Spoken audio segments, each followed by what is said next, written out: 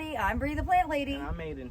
And today we are finally going to divide and repot all of the mangaves that we overwintered here underneath the house. Yes, about time. It is. It's something we've been talking about for several months. It's still June. We're getting this done. So basically my goal this year, because the Mangave collection keeps growing, we're going to divide everything and we're going to plant some in the ground and see how they do. Realistically, they're not going to make it through the winter here because we're too wet. It's not because we're too cold, but maybe it's a combination of cold and wet. Both, yeah. But I don't think that we need to actually overwinter as many as we have. As we did. And considering the entire wall is filled, one whole side with Mangave, We don't need any more. we don't necessarily need to just like exponentially grow. So we're gonna test the waters and see. We've got one big peninsula that is very dry. I've really failed with most other plants there. I can't keep perennials alive because it's just too dry. Yeah. And I figure if there's anywhere on the property for Mangaves to potentially overwinter, it's there. Yes. So basically we're just going to be taking everything. We've got some soil cube bags out back. We're gonna split everything up. We're gonna put one of everything back in a pot so that we will overwinter those because I don't wanna not have them. Nope. And then all the little, all those smaller pieces are what we're going to put into the ground. So stay tuned to watch our progress. All right, as you can see, this pot is one we did, I don't know, 14 months ago. Yes. And it's gonna be a huge process to undo this. I think it's why we haven't done it, because I'm not looking forward to it. Neither am I. The good thing is Mangaves aren't very spiky, unlike their half parentage, which is agave. I would not be doing this with agaves. Why we don't grow any agaves? I don't like spiky plants. But I really like the Mangaves, and obviously, really a pot this size really only needs one, and I put 6. Just kind of a metaphor for who I am, how I garden. So now, a year later, we have to face the consequence of my overplanting. Yep. All right, so, oh my gosh. I know it's just like ripping off a Band-Aid. You just gotta get one out. All right, we're gonna put it on time lapse so you don't see how painful this is.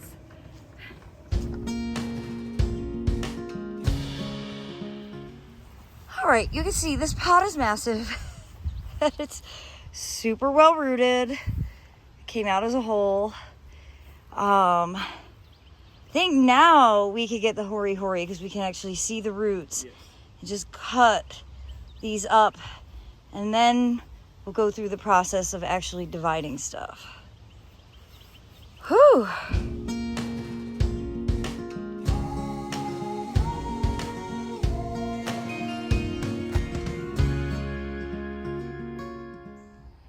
All right, so what we've decided is we're gonna put that big spotty dotty back in as the center element in this big pot, and to help save on weight, we're actually gonna mix the soil cube and some mulch together because this pot just weighs so much.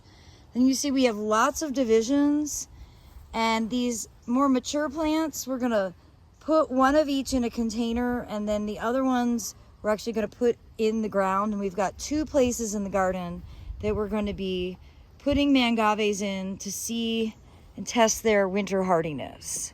So pretty much, Emily and Aiden, by doing this, I'm guaranteeing that we're gonna have a record cold winter where all the Mangaves will die.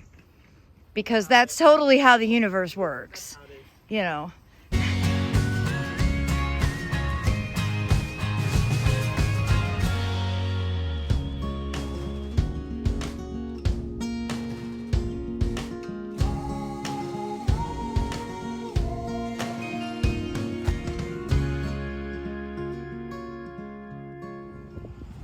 All right, this is the first bed that we are gonna fill up with Mangave.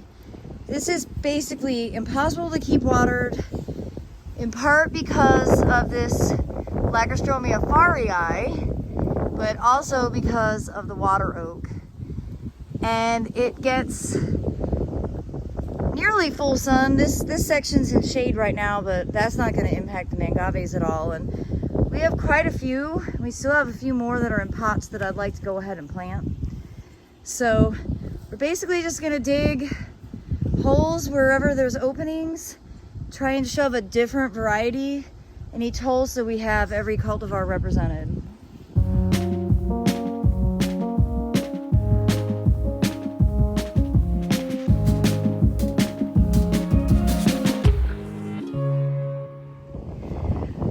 Well, I think it looks a lot more impactful with all of these planted, and we planted them pretty densely. So at least for this season, I think they're going to grow out. It's going to look pretty impressive, and fingers crossed they make it through the winter. This is the driest place on the property. So if there's anywhere where they could survive in the ground, it's this border right here. So this is the other section that I want to do some mangaves in, and it's mostly because it's full sun in the winter. That's the main thing that I'm thinking about right now for zone bending. And we've got some really big ones that, to be honest, are just too big to keep overwintering. Yes. So, like, this is what inspired it, this little container. And I was kind of thinking that one of these mangaves could go right here in this corner. And then I think the big one. Right? Should go right here. And then You can honestly put the purple one right there. could put the purple one at this corner. Have it. And then I definitely want to get this bed mulched. Yes, yes. Because it'll look neat and tidy once we do that. And we're going to plant those sweet potatoes on here to try and get them to grow over the arch. Okay. And then we actually have a whole bunch of Mission to Mars mangaves that we're going to plant. Yes. So, all right, we're going to put it back on time lapse so you can watch our progress. It's hot, and I'm losing my verbal skills because I'm getting dehydrated. Yes.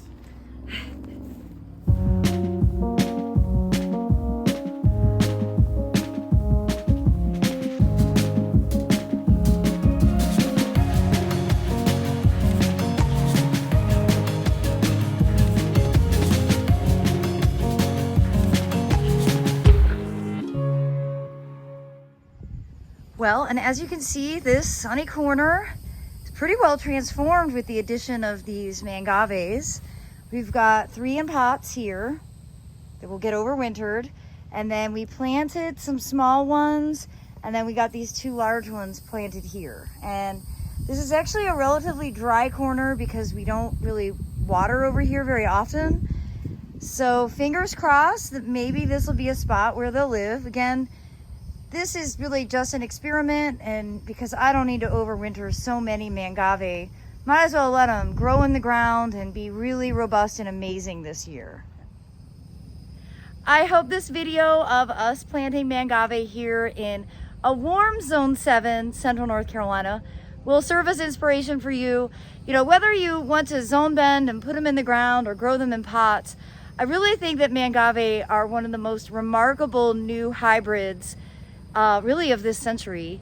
Remember, they're a hybrid of Manfreda and agave. What I love about them is that they've got the form of agave without the spikes. And as I've said several times, they're definitely marginal here. Even if they do make it, they might not have great vigor. But some of these are just getting too big to overwinter. And, well, I figure we have nothing to lose and only information to gain. So I do hope that you'll subscribe to follow along with our journey here in our garden in Central North Carolina. And as always, thanks so much for watching, everybody.